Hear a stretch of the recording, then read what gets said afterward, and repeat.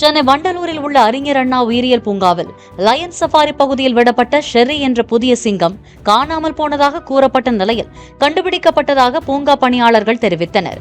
ஏற்கனவே பூங்காவில் உள்ள 2 சிங்கங்களுடன் பழகுவதற்காக விடப்பட்ட சிங்கம் உணவுக்காக திரும்பி வராததால் அதை தேடும் பணியில் பணியாளர்கள் ஈடுபட்டனர். அப்போது லயன் சஃபாரி பகுதியில் உள்ள புதர் பகுதியில் அந்த சிங்கம் இருந்தது கண்டுபிடிக்கப்பட்டது.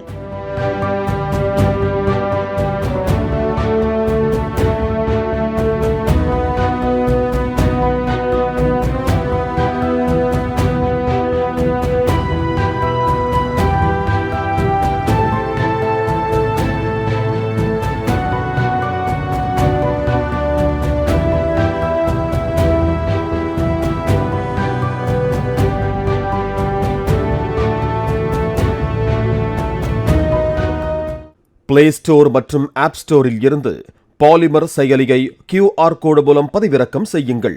செய்திகளை உடனுக்குடன் பெறுங்கள்.